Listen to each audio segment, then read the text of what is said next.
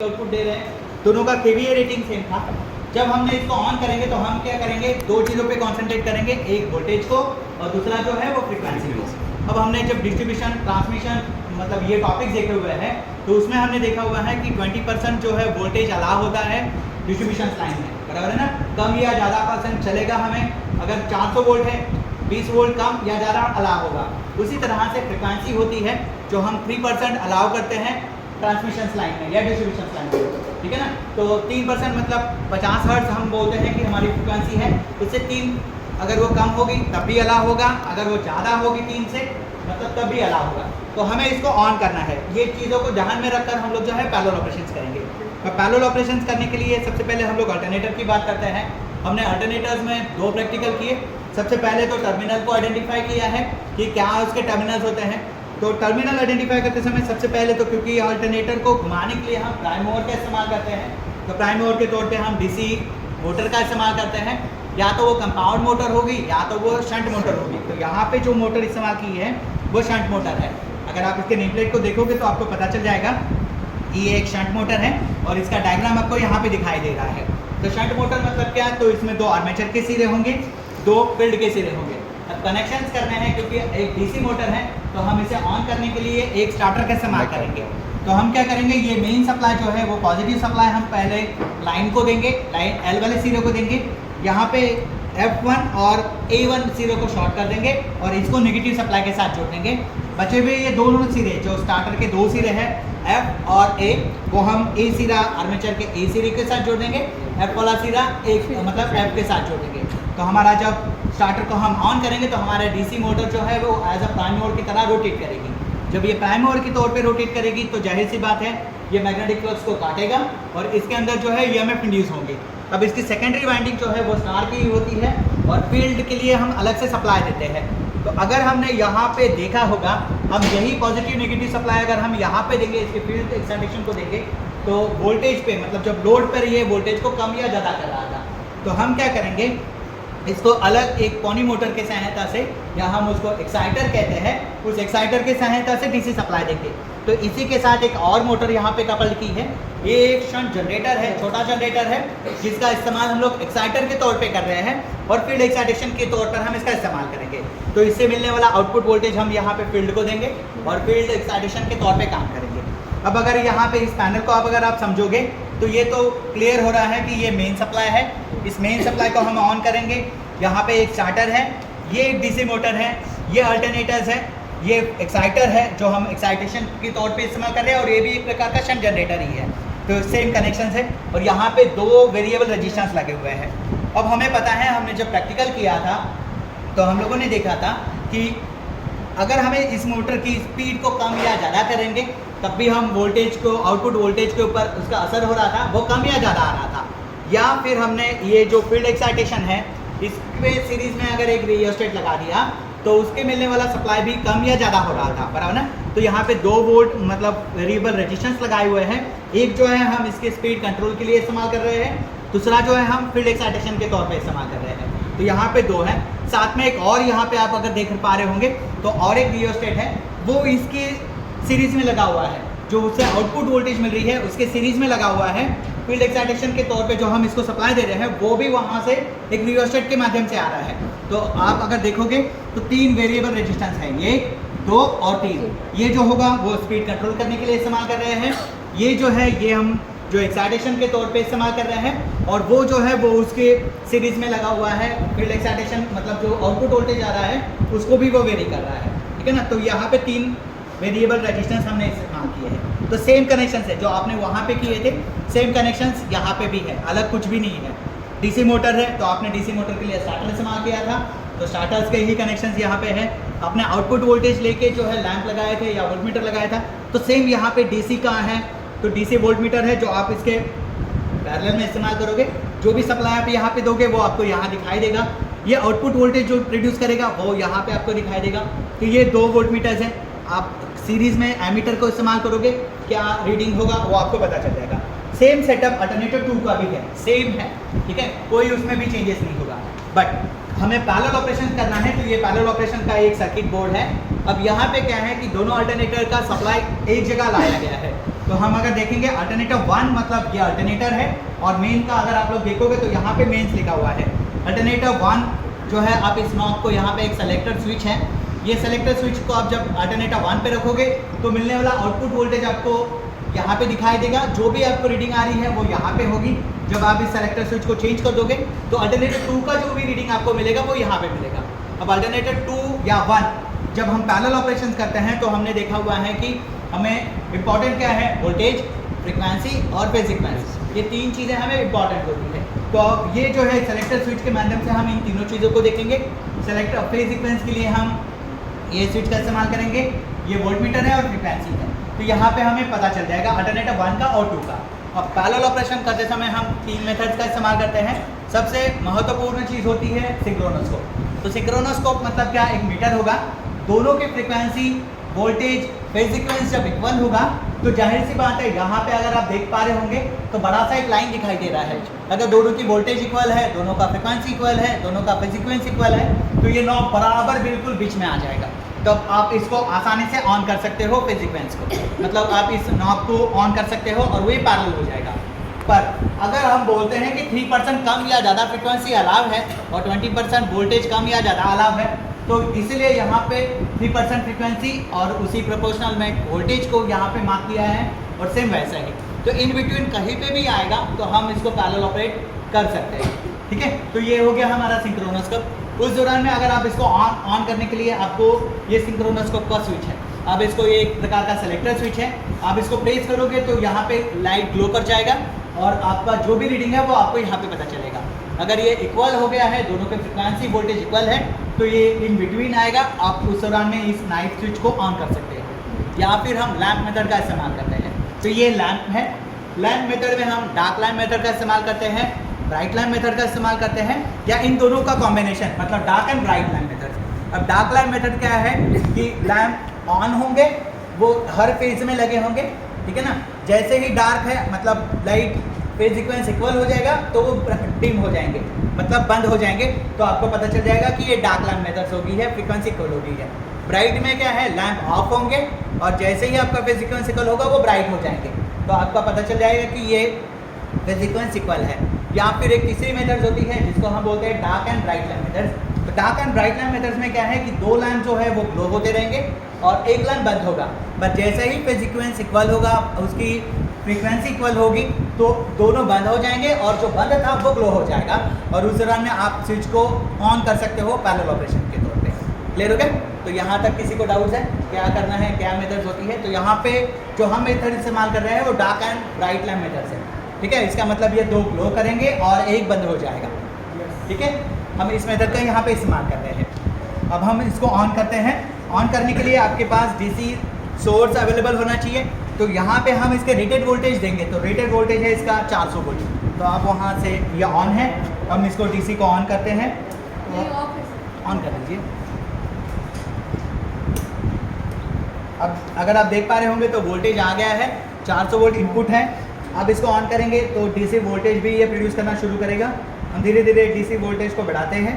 अगर आप देख रहे होंगे तो वोल्टेज करना शुरू हो गया है और ऑलमोस्ट 200 के आसपास में है, और जो भी रीडिंग होगी वो हमें यहाँ पे पता चल जाएगा। सर 400 वोल्ट इसमें एसी आई, डीसी 400 वोल्ट एसी आया और ये 400 वोल्ट डीसी आउटपुट कर रहा है, क्योंकि इसकी rated voltage sir DC power source है, वो इसका नॉब है, इसको हम दे रहे हैं।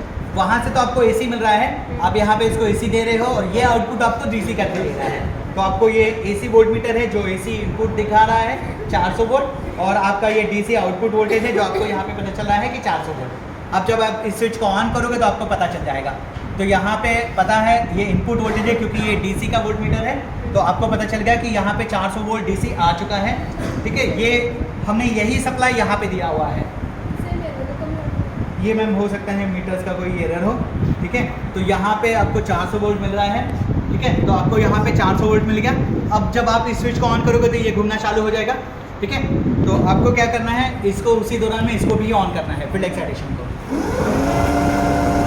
आप जैसे ही ऑन करोगे आपको पता चल गया कि आउटपुट वोल्टेज भी हमें यहाँ पे शुरू हो गया है।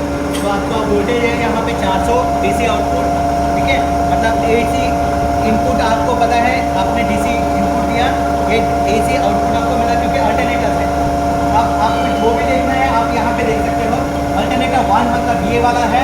आपने अगर देखा तो यहाँ पे 400 वोल्ट आ गया है, इसकी कुछ फ्रिक्वेंसी है और यहाँ पे इसका फेज सीक्वेंस है। अगर आपको फेज सीक्वेंस को बदलना है तो यहाँ पे फेज सीक्वेंस आपको बदल सकते हो। आपने यहाँ पे चेक किया, हमने दोनों आपको आपस में बदल दिया है तो फेज सीक्वेंस अब बदल गया, तो फेज सीक्वेंस अब उल्टा हो गया है, ठीक है ना। तो आप इसी तरह से इसको चेंज भी कर सकते हो। तो हम इसको पहले जैसा ही करते हैं, ये जो था वैसे ही करेंगे। अब अगर आप देखोगे तो ये क्लॉकवाइज डायरेक्शन में ही घूम रहा है, इसका मतलब फेज सीक्वेंस अब इसका इक्वल हो गया है, ठीक है। अल्टरनेटिव 1 का अगर हम देखेंगे फेज सीक्वेंस सही है, फ्रिक्वेंसी लगभग जो है वो 46 के आसपास में है, ठीक है ना, 46 के आसपास में है और वोल्टेज जो है वो 400 मतलब 390 के वोल्ट के आसपास में है। तो अभी सबसे पहले हमें फ्रिक्वेंसी को बढ़ाना है। तो फ्रिक्वेंसी बढ़ाने के लिए या तो हम इसकी स्पीड को कम या ज़्यादा करेंगे तब फ्रिक्वेंसी बढ़ सकती है, या फिर इसके एक्साइटेशन को कम या ज़्यादा करके भी जो है हम लोग फ्रिक्वेंसी को बढ़ा सकते हैं। तो हम सबसे पहले स्पीड को बढ़ाते हैं, ठीक है, स्पीड को बढ़ाएंगे तो फ्रिक्वेंसी को बढ़ाते हैं। अब अगर आप देख रहे होंगे तो यहाँ पे ऑलमोस्ट 50 हर्ट्ज के पास आ रही है, क्योंकि ये वेरिएबल टाइप का मतलब रीड टाइप फ्रिक्वेंसी मीटर्स है जो वेरी कर रहा है। जो सबसे ज़्यादा पत्ती वेरी करती है वो उस टाइप की फ्रिक्वेंसी है। तो अब ऑलमोस्ट 400 वोल्ट है और 50 हर्ट्ज है। तो अब हमारा इसको पता चल गया कि हाँ ये अब फेज सीक्वेंस भी इक्वल है। अब हम अल्टरनेटर 2 को ऑन करें, वेरी अच्छा उधर स्विच और स्टार्टर को ऑन करोगे, ठीक है। तो अल्टरनेटर 2 ऑन हो चुका है, सर्किट में आ गया है। अल्टरनेटर 2 का अगर आप वोल्टेज देखोगे तो वोल्टेज यहाँ है, आउटपुट वोल्टेज भी आ गया है। तो हम सेम आउटपुट वोल्टेज यहाँ पे चेक करते हैं आउटपुट आया कि नहीं। तो हमने मेन्स पे डाल दिया, अल्टरनेटर 2 पे किया, अब जो भी रीडिंग आ रही है आपका अल्टरनेटर 2 की है, ठीक है। ये अल्टरनेटर 1 का रीडिंग था, ये अल्टरनेटर 2 की रीडिंग है। अब दोनों की वोल्टेज क्योंकि दोनों एक बार पे आ गए हैं, दोनों वोल्टेज हमने इसी से यूज़ किया है, तो जाहिर सी बात है वोल्टेज गिर क्या होगा। वोल्टेज गिरने से जो है आउटपुट वोल्टेज कम होने की वजह से इसके फ्रिक्वेंसी पे भी असर हो रहा होगा, तो वोल्टेज कम ज़्यादा हो रहा है। तो अब हम सबसे पहले फ्रिक्वेंसी कम करने के लिए हम लोग या तो स्पीड को कम कर सकते हैं, या तो हम जो एक्साइटेशन है उसको कम ज़्यादा कर सकते हैं। तो अगर आप देखोगे तो फ्रिक्वेंसी अब इक्वल हो रही है, ठीक है। कम करिए, बस उसको छोटी के इसको बढ़ाइए, कम करिए, क्योंकि फ्रिक्वेंसी अब दोबारा कम हो गई है, लगभग 48 के आसपास में है। हमें और बढ़ाना है, वोल्टेज गिर रहा है सर, इसको बढ़ाओ, इसको बढ़ाओ।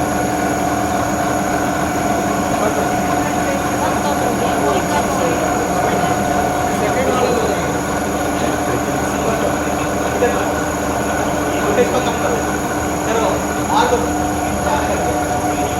बस छोड़ो, इसको करो। देखो लगभग अभी भी 48 के आसपास में है, हमें 50 हर्ट्ज लेके आना है। तो हम कोशिश करेंगे 50 हर्ट्ज, थोड़ा और देंगे उधर और कम हो गया, छोड़ दो।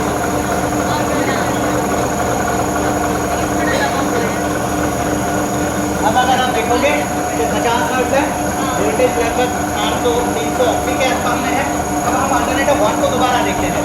अल्टरनेटर 1 पे आप देखो वोल्टेज तो बढ़ गया, फ्रिक्वेंसी कम हो गई। तो अभी हमें फ्रिक्वेंसी को मैच करना है, तो सर करिए फ्रिक्वेंसी को मैच।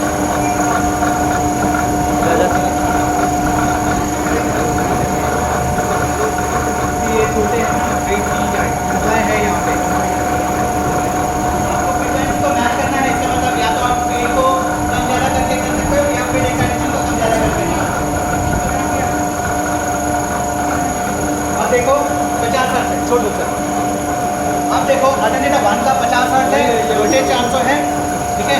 अल्टरनेटर 2 पे भी 50 हर्ट्ज है, वोल्टेज 380 है, ठीक है। इसका मतलब ऑलमोस्ट इक्वल है, तो हम इसको घुमा सकते हैं।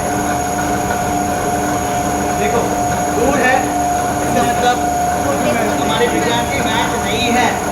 हम दोबारा यहाँ आते हैं, ये 49 आ रही है और यहाँ पे बिल्कुल 50 है। तो हमें इसको फ्रिक्वेंसी को बदलना है, तो आप इसको ठीक है, इसको कम करना पड़ेगा। सर इसको कम करिए, बढ़ाइए,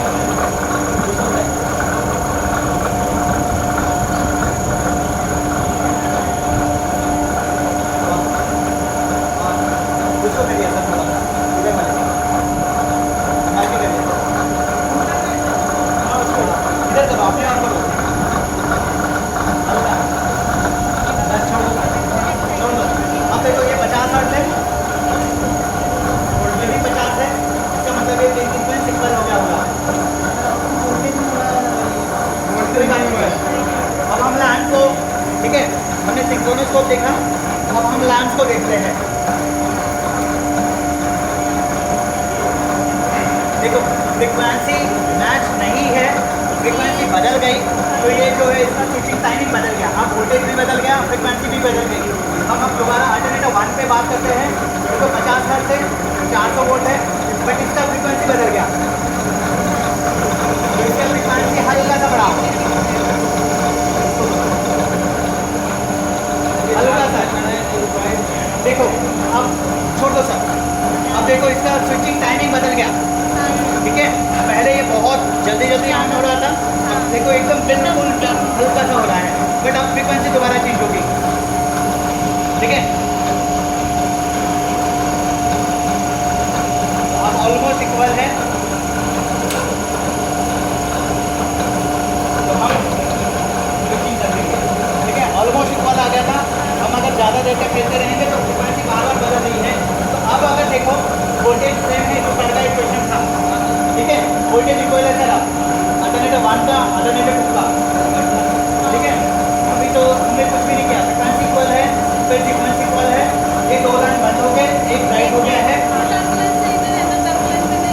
क्या वो तो अभी ओके तो इक्वल भी ही आएगा तो जहाँ पे हमने उसको अभी कॉन्सेंट्रेट नहीं किया उसको कॉन्सेंट्रेट किया ठीक है ना आपको या तो इसको देखना है या तो उसको देखना है पहले हम इसको देख के चल रहे थे अब हमने इसको देखा जैसे ही ये ऑन होने की कंडीशन में आया हमने इसको ऑन कर दिया ठीक है तो आपको ये टाइमिंग बहुत इंपॉर्टेंट है अगर ये गलत होगी तो बात करके बिल्कुल होगा अब हम जब वोल्टेज एक्साइटेशन को बढ़ा कम कर देते हैं खत्म करते हैं तो ये खत्म कर दो बंद करो वोल्टेज बंद हो गया ठीक है और ये भी गिर गया क्योंकि ये एक्साइटेशन 0 हो गया है ठीक है ना तो इसीलिए बंद हो गया क्योंकि ये इसका एक्साइटेशन 0 है अभी एज ए सिंक्रोनस मोटर की तरह बिहेव कर रही है ठीक है तो ये है एक प्रकार का पैरेलल ऑपरेशन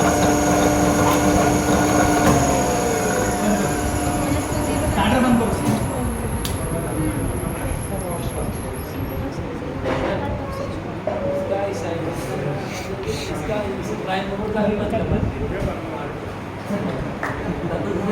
तो वाला जनता भी प्राइमरी लगाया हमारा प्राइमरी का